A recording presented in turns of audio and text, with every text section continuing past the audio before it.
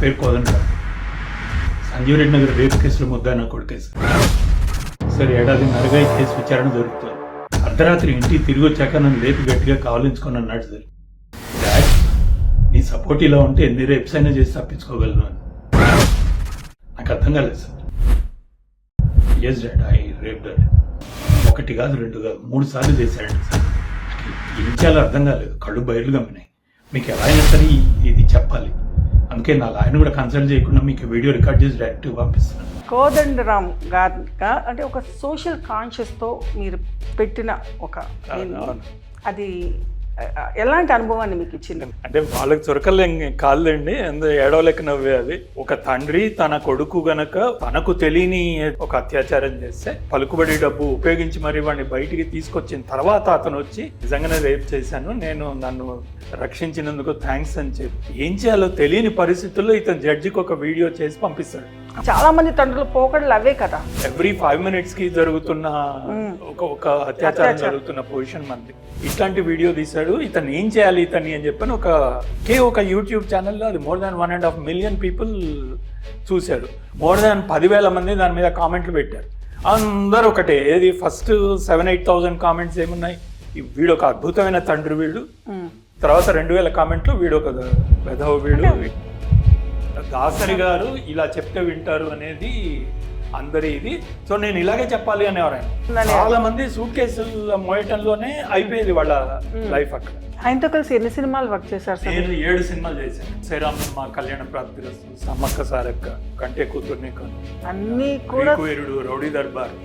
రంగస్థలం అనే సినిమాలో విలేజ్ ని ఇంత గొప్పగా ఆవిష్కరిస్తే సుకుమార్ జనాలు ఏం చూసారు, ఇక గొప్ప ఫిక్షన్ అనుకున్నారు. శ్రీమంతుల్లో మహేష్ బాబు చెప్తే ఇక్కడున్న ఐటీ వాళ్ళు వెళ్ళి దత్తత తీసుకుంటారు, గ్రామాలు తీసుకున్నారు. వాడు దత్తత తీసుకుంటాడు, ఆన్లైన్ చేస్తాడు ఆ విషయం. నమస్కారం. ఈరోజు మనం పరిచయం అక్కర్లేని ఒక పర్సన్తో మాట్లాడబోతున్నాం. ఆయన తండ్రిగా తెలుసు, దర్శకుడిగా తెలుసు, రచయితగా తెలుసు, అలాగే సోషల్ మీడియాలో ఒక ట్రెండింగ్ పర్సన్గా కూడా తెలుసు. ఈ మధ్యకాలంలో ఒక సంచలనాత్మకంగా అందరూ షేర్ చేసేసి ఆయనను ఒక విలన్ లాగా మాట్లాడి ఆయన్ని చాలా ఇబ్బంది పెట్టిన సందర్భాలు కూడా ఉన్నాయి. ఆయనే రాజ్ మాదిరాజు గారు. నమస్కారం అండి. నమస్తే.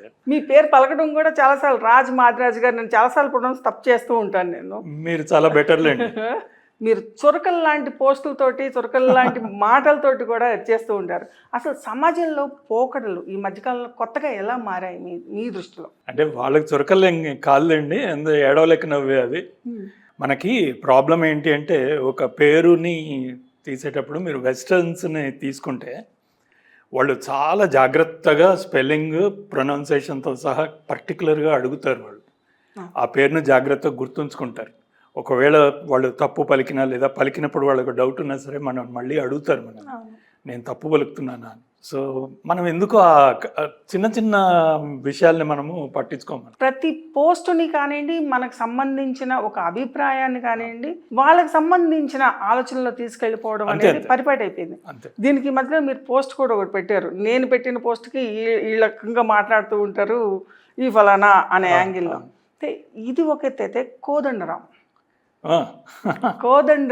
గారు అంటే ఒక సోషల్ కాన్షియస్తో మీరు పెట్టిన ఒక అది ఎలాంటి అనుభవాన్ని మీకు ఇచ్చింది? నేను ఎలా పెట్టాను అనేది కాదు ఇంపార్టెంట్, నువ్వు దానికి ఎలా రియాక్ట్ అయ్యావు అనేది ఇంపార్టెంట్ అనేది. దాని మీనింగ్ అదే అవుతుంది ఫైనల్లీ. నేను ఒకటి చెప్తాను, బట్ నీ వైపు నుంచి నువ్వు దాన్ని ఏ పర్స్పెక్టివ్లో, ఏ రంగు కళ్ళద్దాలతో చూసావు అనే దాన్ని బట్టి అది కనిపిస్తుంది. అవును. సో దాన్ని నువ్వు ఆ విధంగా నువ్వు పక్క వాళ్ళకి నువ్వు ట్రాన్స్లేట్ చేస్తావు. అండ్ జనరలీ మన మీనింగ్ అంతా కూడా ఇట్స్ లాస్ట్ ఇన్ ట్రాన్స్లేషన్. నా పేరు కోదండరావు. సంజీవ్ రెడ్డి నగర్ రేప్ కేసులో ముద్దా నా కొడుకేసు. సరే ఏడాదిన్నరగా ఈ కేసు విచారణ జరుగుతుంది. నేను నా డబ్బు, పలుకుబడి మొత్తం ఉపయోగించాను, సాక్షిని కొనేశాను, మీడియాని మేనేజ్ చేశాను, అమ్మాయిని వాళ్ళ పేరెంట్స్ని నోరెత్తకుండా చేశాను, నా కొడుక్కి బెయిల్ ఇప్పించాను. పోయిన వారం వాడు బెయిల్ మీద ఇంటికి తిరిగి వచ్చాడు. ఫ్రెండ్స్తో కలిసి బీర్ పార్టీకి అని బయటకు వెళ్ళాడు. నేను చాలా రోజుల తర్వాత హాయిగా ఇంట్లో నిద్రపోయాను. అర్ధరాత్రి ఇంటికి తిరిగి వచ్చాక నన్ను లేపి గట్టిగా కావలించుకొని అన్నాడు సార్, డాడ్ నీ సపోర్ట్ ఇలా ఉంటే ఎన్ని రేప్స్ అయినా చేసి తప్పించుకోగలను అని. నాకు అర్థం కాలేదు సార్, ఏం నువ్వు మాట్లాడుతుంది? Yes dad, I rape dad. ఒకటి కాదు, రెండు కాదు, 3 సార్లు చేశాడండి సార్. ఈ వాజ్ ఎక్సైటెడ్, చాలా ఎక్సైటెడ్గా వర్ణిస్తున్నాడు దాన్ని. ఎక్కడో ఏదో వీడియో చూసాట దాన్ని ఇమిటేట్ చేశాట సార్. వాళ్ళ ఫ్రెండ్స్కి అది లైవ్ ఫీడ్ పంపించాడు and they were watching it live and you know enjoying it. How barbaric it is. నాకు ఏం చేయాలో అర్థం కాలేదు, కళ్ళు బయలుగా ఉన్నాయి. మీకు ఎలా అయినా సరే ఇది చెప్పాలి, అందుకే నా లాయర్ని కూడా కన్సల్ట్ చేయకుండా మీకు వీడియో రికార్డ్ చేసి డైరెక్ట్గా పంపిస్తున్నాను. సార్ ఇప్పుడు చెప్తున్నాను, నా కొడుకు రేప్ చేశాడు, వాడు అమ్మాయిని రేప్ చేశాడు. ప్లీజ్ వాడిని కఠినంగా శిక్షించండి సార్. నా లాయర్ వాదిస్తాడు వాడి అఘాయిత్యం చేసే టైంకి వాడి వయసు 17 ఏళ్ళు, so treat him as a minor. No sir, is not a minor. వాడికి ఫస్ట్ సెక్షువల్ ఎక్స్పీరియన్స్ 2 ఏళ్ల క్రితం అయింది సార్. He was 16 then. వాడు మైనర్ ఏంటి? అండ్ ఆ అమ్మాయి వాడితో పాటు చిన్నప్పటి నుంచి కలిసి ఆడుకొని పెరిగి యూనో మొన్నటికి మొన్న వాడు కంబైన్ స్టడీస్ అంటే వాడితో పాటు అమాయకంగా నమ్మి ఇంటికి వచ్చింది సార్. అట్లాంటి అమ్మాయి మీద అత్యాచారం చేసినవాడు వాడు మైనర్ ఏంటి సార్? అయినా రేప్ అనే థాట్ మైండ్లో వచ్చినవాడు అసలు మైనర్ ఎలా అవుతాడు sir? He has to be treated as a fucking major. That's it. So వాడిని నిర్భయ కేసులో లాగా వాడు ఉరిదీస్తారు, లేదా దిశ కేసులో లాగా ఎన్కౌంటర్ చేసి పారేస్తారు. సౌదీ అరేబియాలో రాళ్ళు పెట్టి కొడతారండి సార్. అలా కొడతారు మీ ఇష్టం సార్. ప్లస్ కఠినంగా శిక్షించండి. మీరు వేసే శిక్ష వాడికి ఆఖరి అవకాశం కావాలి వాడు మారటానికి. ఒక సింపుల్ సోషల్ ఎక్స్పెరిమెంట్ లాగా చెప్పాను నేను. అది ఒక తండ్రి తన కొడుకు గనక ఒకవేళ తనకు తెలియని దీనిలోనే ఒక ఘాతుకం చేస్తే, ఒక అత్యాచారం చేస్తే, ఆ అత్యాచారం చేశాను అని చెప్పని పలుకుబడి డబ్బు ఉపయోగించి మరి వాడిని బయటికి తీసుకొచ్చిన తర్వాత అతను వచ్చి, నాన్న నేను ఇది చేశాను, నేను నిజంగానే రేప్ చేశాను, నన్ను రక్షించినందుకు థ్యాంక్స్ అని చెప్తే ఏం చేయాలో తెలియని పరిస్థితుల్లో ఇతను జడ్జికి ఒక వీడియో చేసి పంపిస్తాడు. అది దాని నేపథ్యం. అది సో అది నా ఐడియా ఏంటి దాన్ని చేయటం అంటే ఒక సోషల్ ఎక్స్పెరిమెంట్ లాగా చేశాను నేను. అది యాక్చువల్గా సొసైటీలో ఇలాంటి క్యారెక్టర్స్ ఎక్కువగా ఉన్న నేపథ్యం కూడా ఈ మధ్యకాలంలో చాలా మంది తండ్రుల పోకడలు అవే కదా. రెండు ఉన్నాయి. అంటే దాయడం, బిడ్డల్ని దాయడం, చేసిన తప్పుల్ని దాయటం అనేది అది ఫస్ట్ ఒక తండ్రి చేసేది. కానీ ఆప్టిమిస్టిక్ గా మీరు ఒక తండ్రి రియలైజ్ అయితే ఎలా ఉంటుంది అనేది. తండ్రి రియలైజ్ అవటమే కాకుండా రోజుకి అంటే ఆల్మోస్ట్ ఎవ్రీ 5 minutes కి జరుగుతున్న ఒక అత్యాచారం జరుగుతున్న పొజిషన్ మన దేశంలో.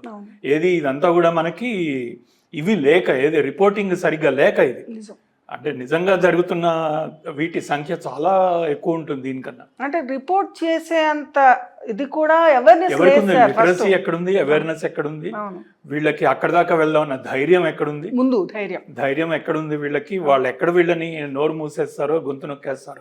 స్టేషన్ దాకా వెళ్ళినా కూడా అవి ఎఫ్ఐఆర్లు అవుతాయని నమ్మకం లేదండి. లేదు అసలు, కాంప్రమైజ్ ఎక్కువ అవుతాయి. అవును, అన్యాయం జరిగిందని తెలిసిన వీడు తండ్రి తనంతట తాను బయటకు వచ్చి ఇది జరిగింది, వీడిని ఎలాగైనా సరే వీడిని శిక్షించండి అని చెప్పని జడ్జికి ఒక వీడియో చేసి పంపించడము అనేది that it self is a noble thing అనేది నా ఉద్దేశం. ఒక రకంగా చెప్పాలంటే ఒక రచయితగా, ఒక దర్శకుడిగా, సామాజిక స్పృహ కలిగిన వ్యక్తిగా మీకు తప్పనిసరిగా డిఫరెంట్ మైండ్ సెట్స్ మీ కళ్ళ ముందుకు వచ్చి ఉండాలి. ఒక రకంగా అది కూడా మీకు ఒక పాఠమే. మీకు ఏమనిపించింది అసలు? నేను కరెక్ట్గా 2వ రోజు నా మీద ఆ రోజు నైట్ పెట్టాను, అంటే ముందు నైట్ పెట్టాను. నెక్స్ట్ 24 hours జరిగే టైంకి ఒక ఛానల్ వాళ్ళు దాన్ని ఇది చేసి దాన్ని వీడు ఒక సినిమా తీస్తున్నాడు, ఆ సినిమాకి ప్రమోషన్ కోసం అని చెప్పని ఇట్లాంటి వీడియో తీశాడు, ఇతను ఏం చేయాలి ఇతన్ని అని చెప్పని ఒక ఆర్టికల్ 15 minutes ఇది ఒక టీవీ ఛానల్లో పెట్టి. మీడియా ఇర్రెస్పాన్సిబిలిటీ కూడా వెలుగులోకి వచ్చింది. ఎందుకు అంటే నేను ఎట్లాంటి వాడిని అని తెలవటం కోసము అతను నేను చేసిన వీడియోకి ముందు ఒక 10 పోస్టులు నేను పెట్టినవి అది చూస్తే అతనికి అర్థమవుతుంది ఏంటి అనేది. అంత పెద్ద ఫాలో అవ్వనక్కర్లా. జర్నలిస్ట్ రెస్పాన్సిబిలిటీ అండి. సో ఆ రెస్పాన్సిబిలిటీ తను తీసుకోవాలి. అతను వాళ్ళు తీసుకోలేదు, వాళ్ళు అడ్డదిడ్డంగా చేశారు. ఏది నేను చేసిన తప్పేంటి అంటే వాళ్ళ ఉద్దేశంలో police station, Sanjeev Reddy Nagar police స్టేషన్లో జరిగింది అని చెప్పడం. అంటే దానివల్ల మొత్తం జనాలంతా భయభ్రాంతులకి గురయ్యారుట. సో ఇలా ఒక ఇది పెట్టాడు తను. పెట్టడంతో జనాలు ఒక్కసారిగా దాన్ని రివర్స్ దీనిలో తీసుకొని ఇన్నాళ్ల పాటు అది జరిగింది 24 hours నువ్వు ఒక అద్భుతమైన తండ్రివి నువ్వు, అది ఇదని చెప్పని మేము షేర్ చేసాము, మేము ఇప్పుడు ఎంత పెద్ద తప్పు చేసాము మేము, జడ్జిమెంటల్ మైండ్ సెట్. సో నువ్వు ఇంత ధూర్తుడివి నువ్వు, ఇది అని చెప్పని మొత్తం కామెంట్లన్నీ తిట్లు. సో నేను వెంటనే ఇంకొక వీడియో చేశాను. నువ్వు ఒక మాట చెప్పావు, ఏమనంటే ఈ వీడియో చూశాక నా కూతుర్ని నేను దగ్గరికి తీసుకొని చెప్పాను, నేను ఉన్నానమ్మా నీకు అని చెప్పాను. అని నువ్వు ఒక కామెంట్ పెట్టావు, ఈ వీడియో చూడగానే నేను ఇలా చేశాను, ఇప్పుడు నేను ఇది నిజం కాదు, ఇది ఒక సోషల్ ఎక్స్పెరిమెంట్ అని తెలిసిన తర్వాత ఆమె దూరం నెట్టేసావా నువ్వు అని, ఆ ధైర్యాన్ని తీసేసావా నువ్వు అని. సో ఆ ధైర్యం అయితే ఇంటాక్ట్ ఉంది కదా నీలో, వాస్తవం ఇది, అది ఉంది కదా. ఉన్నప్పుడు ఆ వీడియో తప్పెలా అయింది అది అని అడిగాను. అది పట్టించుకోరు, అది అనవసరం వాళ్ళకి. ఎందుకు అంటే మన దగ్గర రియాక్షనరీ టైమ్స్ ఇవంతా కూడా సైకిల్ చాలా చిన్న ఇది, బికాజ్ మన మైండ్స్ చాలా చిన్నవి. మన మైండ్స్ ఒక స్టేజ్ దాటి ఆలోచిద్దామనే అంత ఓపిక లేదు మనకి, అంత ఐక్యూలు లేవు మనకి. వీడు ఇలా చేసుండే పాసిబిలిటీ ఉండే అనే యూనో అది ఆలోచిద్దామన్న స్పృహ ఉండదు వీళ్ళకి. ఆ క్షణం ఇది చెప్పేయాలి. వాళ్ళు షేర్ చేసింది అలా చేసిందే. ఒకే ఒక యూట్యూబ్ ఛానల్లో అది more than 1.5 million పీపుల్ చూశారు. more than 10,000 మంది దాని మీద కామెంట్లు పెట్టారు. అందరూ ఒకటే, ఏది ఫస్ట్ 7,000-8,000 కామెంట్స్ ఏమున్నాయి, వీడు ఒక అద్భుతమైన తండ్రి, వీడు ఇలాంటి తండ్రి ఉంటే దేశం అద్భుతంగా అవుతుంది, అది తర్వాత 2,000 కామెంట్లు వీడు ఒక వెధవ, వీడు ఒకళ్ళు ఏది ఇది చేస్తే దాన్ని ఫాలో అవుతూ గొర్రెలు అనటానికి ఇంతకంటే వేరే ఏదన్నా ఇది ఉందా? సర్కాజం అనేది సోషల్ గా కానీ మనుషుల మీద చాలా సూటిగా సున్నితంగా ఉంటుంది మీరు యాక్చువల్గా. సో ఈ స్వభావం ఎలా ఎప్పుడు ఏర్పడింది? నాన్నగారి దగ్గర నుంచి వచ్చిందండి. నాన్నగారు అదే అంటే నాన్నగారిలో సర్కాజం తక్కువ, సున్నితత్వం ఎక్కువ. నాన్నగారు ఆయన దేవులపల్లి కృష్ణశాస్త్రి గారి లాగా అనమాట. సో అదే పువ్వులని ఆకునై యూనో నీ అడుగుల్లో ఏది మన పారిజాతాలు ఉంచుతాను, ఈ కైండ్ ఆఫ్ థింకింగ్ ఆయనది, ఈ kind of sensitive mind set. Recently పోయారు, my little emotional, please bear with it. మీరు ఒక బాధ్యత గల కొడుకుగా కూడా సోషల్ మీడియాలో అందరికీ తెలుసు అండి. వ్యక్తిగా తక్కువ మంది, నాలాంటి వాళ్ళకి తెలుసు, నాకు కూడా తక్కువ తెలుసు. కానీ సోషల్ మీడియాలో మీరు మైథిలి గురించి కానివ్వండి, ప్రార్థన గురించి కానివ్వండి, అండ్ నాన్నగారి వాళ్ళ గురించి కానీ చెప్పే దీంట్లో మీరు ఎంత బాధ్యత గల తండ్రి, కొడుకు, భర్త, ఇది మీరు ఇస్తూనే వెళ్తున్నారు. అలాగే నటనలో మీకు అంటూ అసలు మొదటి అడుగు ఎప్పుడు స్టార్ట్ అయింది? మీకు సంబంధించిన కోర్ జానర్ తర్వాత వస్తా, కానీ నటన అనేది ఎందుకు స్టార్ట్ అయింది, ఎప్పుడు స్టార్ట్ అయింది? నా సినిమాలు ప్రతి దానిలో కూడా అంకుల్ దగ్గర నుంచి ఋషిలో చేయలేదు, బట్ ఆంధ్రపూరిలో చిన్న క్యామియో చేశాను, అయితే 2.0లో చేశాను. So I been doing it. మీ డైరెక్షన్ లో కూడా మీరు చేశారా? నా డైరెక్షనే ఎక్కువ చేశాను, వేరే బయటికి వెళ్ళి చేసింది నాది కాక వేరే వాళ్ళ డైరెక్షన్లో చేసింది అది ఫస్ట్ టైం అనమాట. ఇది మన కళ్యాణ్ వైభవ్ నందిని గారు. అలాగే ఒక మన సునీత చౌదరి గారు, she called me one day చేసి, నేను ఒకటి అడుగుతాను మీరు కాదనకూడదు అని చెప్పాను. ఏంటంటే మీ తరఫున నేను మాట ఇచ్చేసాను నందిని గారికి, మీరు వచ్చి కొన్నాళ్ళు చిన్న ఇది ఉంది, కొన్నాళ్ళు కనిపించిపోవటం అంతే అంటే నన్ను పిలిచారు, వెళ్ళాను. నన్ను చూడగానే ఆవిడ ఎదురుగా వచ్చి సరిగ్గా ఇదే కావాలి నాకు, దిస్ ఇస్ ద పర్సనాలిటీ, ఇదే యూనో ఏ భేషజాలు కల్మషాలు లేని నవ్వు కావాలి నాకు, నిరాడంబరంగా చాలా సింపుల్గా, పెద్ద ఇది ఎండియరింగ్గా అనిపించాలి, మనిషి చూడగానే షేక్ హ్యాండ్ ఇచ్చేటట్టు. కళ్యాణ వైభోగంలో ఒక సీన్, ఎందుకంటే అనవసరమైన భేషజాలతో పెళ్లి అనే దీంట్లో ఒక ఫ్యామిలీ ఎలా కుదేలైపోతుంది అనడానికి నాన్ స్టాప్ గా ఒక 5 minutes డైలాగ్ ఉంటుందండి, అది క్లోజ్ టు 3 minutes పైన ఉంటుంది. సో అంత ఎమోషనల్ గా అంత గ్రిప్ లో పెట్టడంలో మీకు సంబంధించిన సామాజిక పరిశీలన కానివ్వండి, ఏంటి అసలు నటన యాక్చువల్గా యాక్టర్ కి ఇది చాలా హెల్ప్ అవుతుంది. ఇది ఆ సీన్ తోటి, అంటే నటన ఫేక్ బేసిక్ గా, నటన నేను కానిది కూడా చేయగలగాలి. నేను బయట నేను అమ్మాయిలకి యూనో ఇంత దూరంగా ఉంటాను, వాళ్ళని ఒక దేవతలాగా చూస్తాను, లేదా అట్లీస్ట్ ఒక ఫ్రెండ్గా చూస్తాను, నేను బయట అటువంటి మనిషిని. బట్ దీనిలో నేను ఐ హ్యావ్ టు మేబీ ఒక అమ్మాయిని ఏడిపించేటట్టు, ఒక ఇది చేసేటట్టు నేను ఫేక్ చేయగలగాలి, యూనో అది నటన అంటే. కళ్యాణ వైభోగమే దీనిలోకి వచ్చే టైంకి ఆ క్యారెక్టర్ నా పర్సనల్ క్యారెక్టర్కి బాగా దగ్గరగా ఉంది. సో ఆమె క్యారెక్టర్ చెప్పి ఆమె 3-4 సీన్లు చెప్పిన తర్వాత నాకు బేసిక్గా నాకు అర్థమైంది ఏంటంటే నేను పెద్దగా నటించాల్సిన అవసరం ఎక్కువ లేదు ఇక్కడ అని అనిపించింది. అందుకని ఒప్పుకున్నాను నేను. That is one reason. So ఆ పెళ్లి గురించి తను రాసిన డైలాగ్స్ మోరార్లెస్ నేను ఎడ్యుకేట్ చేసే డైలాగ్స్, అవి కూడా నేను ఎడ్యుకేట్ చేసే మాటలే. అంటే పెళ్ళి అనేది ఒక సాంప్రదాయము, అంతేగాని ఒక సెలబ్రేషన్ యూనో బయటికి వెళ్ళి మరి నీ తాహతు నీ అవకాశను మించి మరి బయటికి వెళ్ళి సెలబ్రేట్ చేసేది కాదు. ఎందుకంటే నేను స్పెసిఫిక్గా ఇప్పుడు రాస్తున్న నవల్లో ఒక దానిలో ఒక dialogue which is my own experience అనమాట. నా పెళ్ళికి నేను నా పేరెంట్స్కి మా వైఫ్ పేరెంట్స్కి నేను ప్రపోజల్ పెట్టాను. ఏమనంటే నేను పెళ్ళి వద్దు, అంటే పెళ్ళి నేను బయటికి వెళ్ళి పెద్ద ధూమ్ధామ్గా ఒక 1000 మందిని పిలిచి చేసే పెళ్ళి వద్దు, గుళ్ళో చేసుకుందాం పెళ్ళి. ఇక్కడ తరాలు తరబడి తిన్నా సరే తరగని ఆస్తులు ఇద్దరికి లేవు, మీకు లేవు, మా పేరెంట్స్కి లేవు. అట్లాంటప్పుడు why you are expecting why you are spending so much money? మీరు ఏదైతే ₹1,00,000 ఖర్చు పెడదాం అనుకుంటున్నారో ఆ 1,00,000 మీ దగ్గరే ఉంచుకోండి, 50,000 మా పేరు మీద వేయండి, మేము బతుకు స్టార్ట్ చేయడానికి మాకు ఉపయోగపడుతుంది.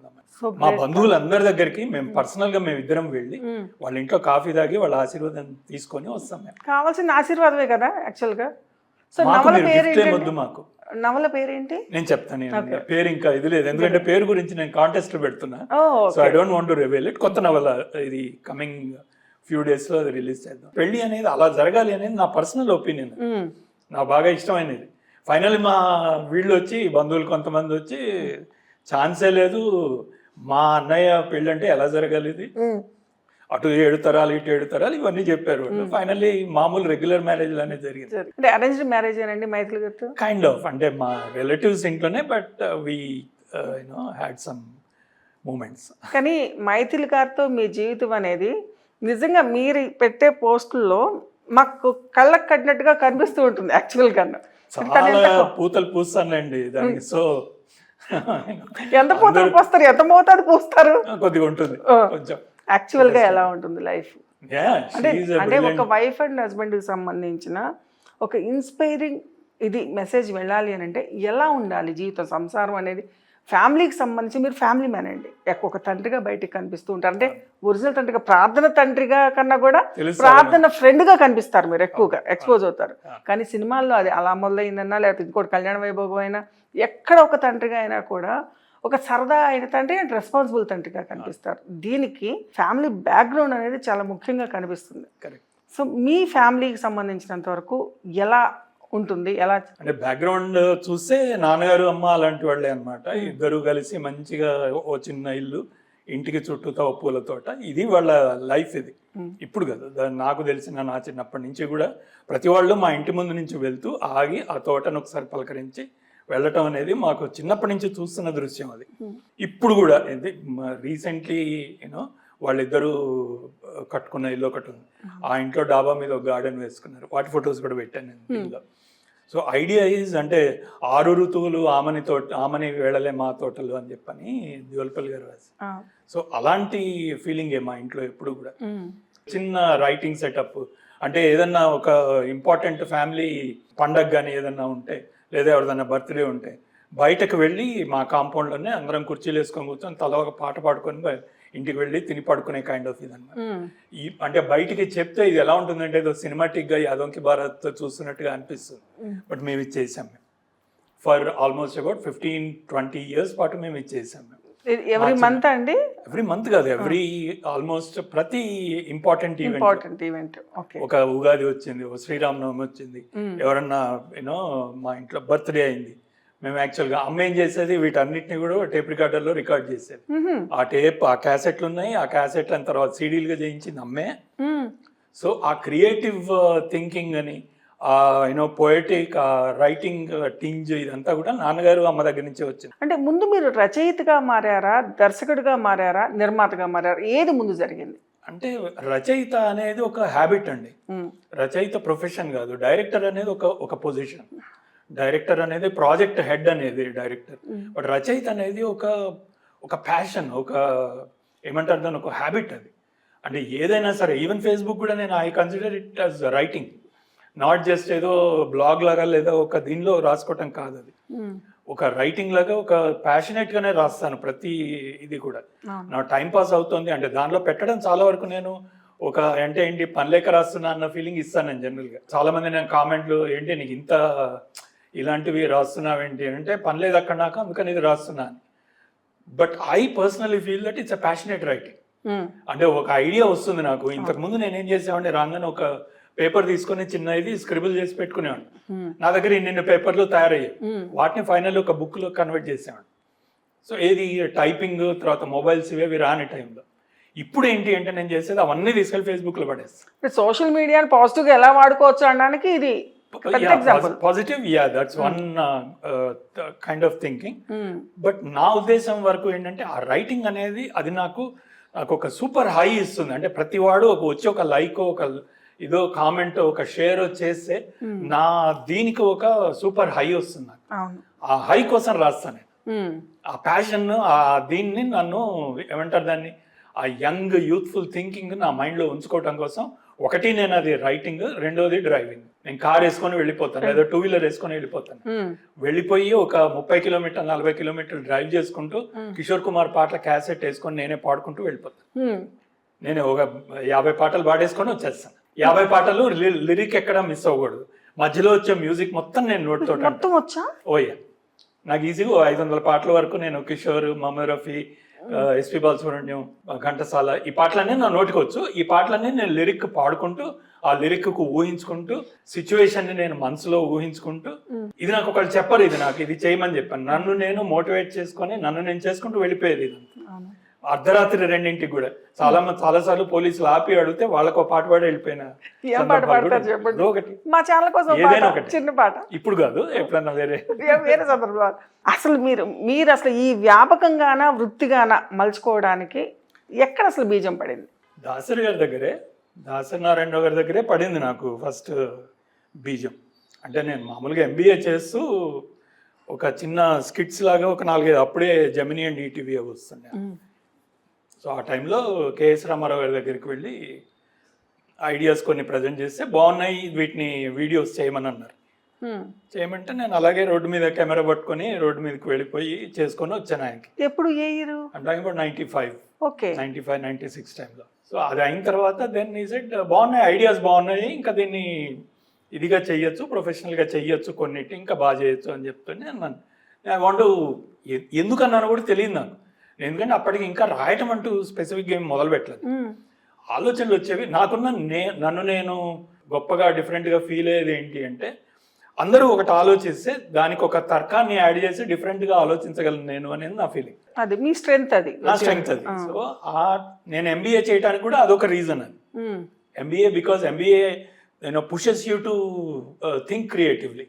ఓకే. సో అదే క్రియేటివ్ థింకింగ్ మైండ్లో ఉంది కాబట్టి ఆయన ఎప్పుడైతే ఇది చేద్దాం అన్నారో నేను డైరెక్షన్ వైపు వెళ్దామని అనుకుంటున్నాను. అంటే మీరు దాసరి గారి పేరు అన్నారు, కేఎస్ రామారావు గారి పేరు అన్నారు. అప్పటికి ఇంకా దాసరి గారి దగ్గర జాయిన్ అవ్వాలి. ఓకే. ఆయన నన్ను పుష్ చేశారు. అంటే మీరు MBA చదువుతున్న అబ్బాయిగా అంటే ఒక భావుకత్వం ఫ్యామిలీగానే ఇప్పుడు పరిచయం. అవును. కానీ సినిమా ఇండస్ట్రీతో మీకు ఎలా కనెక్టివిటీ? ఇప్పుడు దాసరి గారు కానివ్వండి, కేఎస్ రామారావు గారి దగ్గరికి వెళ్తే ఆయన దాసరి గారి దగ్గర పెట్టారు. అసిస్టెంట్ గా వెళ్దామని వెళ్ళారు ఆయన దగ్గరికి, లేకపోతే ఎలా? కేఎస్ రామారావు గారు మా మేనత్త అభినందన కల్చరల్ ఆర్గనైజేషన్ భవానీ గారు అని, ఆవిడ చాలా పాపులర్ ఇదనమాట. చాలా కొత్త ఫిల్మ్ అవార్డ్స్ అవన్నీ చాలా ఇస్తారు. ఓకే. సో వీళ్ళందరూ బాగా తెలుసు. కేఎస్ రామారావు గారు, సుబ్రహ్మరెడ్డి గారు, వీళ్ళందరూ కూడా. కేఎస్ రామారావు గారితో ఒకసారి ఆ దీనిలో నేను కూడా వెళ్ళి కలిసాను ఆయన. ఓకే. కలిసినప్పుడు ఏం చేస్తున్నావు అని అడిగితే ఇలా చెప్పాను అనమాట. అంటే ఏమన్నా తమాషా కాన్సెప్ట్స్ ఏమైనా ఉంటే చెప్పన్నారు. అంటే అక్కడికక్కడ నేను ఒక 2-3 చెప్పాను అనమాట. సో ఈ కైండ్ ఆఫ్ లైక్డ్ ఇట్. బాగానే ఉంది కదా ఐడియాస్ అని చెప్పని నేను పేపర్ మీద రాసుకోరమ్మన్నారు. తర్వాత ఆయన దగ్గర ఉన్న ఒక కో డైరెక్టర్ని పరిచయం చేసి, తనకి ఐడియాస్ ఉన్నాయి, ఎలా చెయ్యాలి, దాన్ని ఎలా ప్లాన్ చేయాలి ఏంటి అనేది నువ్వు చెప్పు అని. ఓకే. సో ఆయన చెప్పారు, మేమిద్దరం కలిసి చేసాం అది. సో అది అయిన తర్వాత దట్స్ వెన్ నేను ఆయన్ని అడిగాను అనమాట, నేను డైరెక్షన్ వైపు వెళ్దామని అనుకుంటున్నాను అంటే, నాకు 3 డైరెక్టర్లు తెలుసు నాకు, నేను ఇమ్మీడియట్లీ వాళ్ళని నేను అడగలను. నేను అన్నది ఏంటంటే FTA పూణేలో జాయిన్ అవుదామని అనుకున్నాను అన్న. అంటే దానికన్నా అసిస్టెంట్ డైరెక్టర్గా జాయిన్ అవటం బెటర్ అని రామ్ గోపాల్ వర్మ, రాఘవేంద్రరావు, దాసనారాయణరావు వీళ్ళ 3లో ఎవరైనా సరే నేను పర్సనల్గా మాట్లాడగలను అన్నారు. నేను ఎందుకన్నానో తెలియదు, దాసరి గారు అన్నారు. వెంటనే ఆయనతో మగన్ సుధాకర్ గారితో మాట్లాడి తను వచ్చి కలుస్తాడు ఒకసారి మాట్లాడు. సో నేను వెళ్ళి మాట్లాడినప్పుడు ఉగాది రోజు యాక్చువల్గా మార్చ్ 96 అన్నమాట. ఓకే. సో అప్పుడు ఆయన దగ్గరికి 30 ఏళ్ళు నెక్స్ట్ ఇయర్కి 30 years. సో ఆయన అప్పుడు ఆయన వచ్చేసే అని అన్నారు. సో అలా స్టార్ట్ అయింది. అంటే దాసరి గారిని కలిసినప్పుడు ఆయన ఏమన్నారు? మీ థాట్స్ ఆయన అంటానికి ఏముంటుంది, ఆయన నువ్వా అన్నట్టుగానే అంతే. నన్ను ఇంకోసారి పలకరిస్తారా అని కూడా డౌట్ ఉండే నాకు. In fact that was the impression given by all the people around him అనమాట. ఓకే. నేను అంటే ఫస్ట్ డే షూటింగ్ అప్పుడు దగ్గరికి వెళ్ళబోతే వద్దొద్దు, ఆయనకి ఇష్టం ఉండదు ఆయనకి అని చెప్పని దూరం అక్కడుండి చూడు అని అన్నారు. ఈయన చుట్టూతో ఒక 5-6 అసిస్టెంట్ డైరెక్టర్లు, కో డైరెక్టర్లు, అసోసియేట్స్, వాళ్ళ సీనియర్స్ ఉన్నారు. నేను అక్కడి నుంచి ఫస్ట్ డే చూశాను. సెకండ్ డే కూడా నేను దగ్గరికి వెళ్ళటానే లేదు. నేనేం చేశాను, ఒక ప్యాడ్ పేపర్లు పట్టుకొని ఒక టేబుల్ గీసాను. టేబుల్ గీసేసి ఈ షార్ట్ నెంబర్ కొడుతున్నాడు, క్లాప్ మీద ఉంది, అండ్ షార్ట్ జనరల్గా ఎంత డిస్టెన్స్ ఉన్నాయి దాన్ని బట్టి నా మైండ్లో long you know wide short closeup తెలుస్తుంది నాకు. కొన్ని నేను తప్పులు రాశాను, నాకు తెలుసు కూడా తప్పులు చేస్తున్నట్టు. సో అది రాసేసి కెమెరా మూవ్మెంట్ ఎలా ఉంటుంది, వీళ్ళు ఎక్కడి నుంచి ఎక్కడికి మూవ్ అవుతున్నారు, ఇది కామన్ సెన్స్. దీనికి నిజంగా జెన్యున్ గా నువ్వేమి డైరెక్టర్ అవ్వనక్కర్లేదు. డైరెక్షన్ ఈజ్ కామన్ సెన్స్, ఇప్పటికీ అదే చెప్తున్నాను. దాన్ని ఎంత కొత్తగా ఆలోచిస్తావు అనేది అది. సో ఇదంతా నేను first day, second day of my ఇది నేను రాసేసాను. పిడి ప్రసాద్ గారు అక్కడ ఎగ్జిక్యూటివ్ ప్రొడ్యూసర్గా ఉన్నారు అప్పుడు. ఆయన చూసి 4వ రోజు పిలిచారు అనమాట. నువ్వేదో రాస్తున్నావు ఏంటి చూపి అని. అంటే ఏదో సంథింగ్ ఇది సార్ స్క్రిబ్లింగ్ అంటే అదే చూపి అంటే చూసి ఆయన తీసుకెళ్ళిపోయి గురుగారు చూపించారు. చూపించి దిస్ వాట్ ఈజ్ రైటింగ్ అని అంటే రమ్మన్నారు. ఈ పేరేంటి? రాజశేఖర్ సార్. బాగుంది రాస్తున్నావు, దీనిలో ఏంటి ఇది షార్ట్ కంటిన్యూటీ రాయట్లేదా అంటే ఏంటి సార్ అన్న అంటే చెప్పారు, షార్ట్ కంటిన్యూటీ ఇక్కడ నుంచి ఇక్కడ వరకు స్టార్ట్ అవుతుంది ఇది. సో ఓకే అయిపోయింది, ఆ రోజుకి అయిపోయింది. నెక్స్ట్ డే రాజశేఖర్ ఇట్రా అని పిలిచారు ఆయన. That would have been perhaps a record. ఆయన గిన్నీస్ బుక్ ఆఫ్ వరల్డ్ రికార్డ్స్లో ఇది కూడా రికార్డ్ అయ్యి ఉంటుంది. ఓ అసిస్టెంట్ డైరెక్టర్ని 5వ రోజు అప్రెంటిస్ని పేరు పెట్టి పిలవటాన్ని.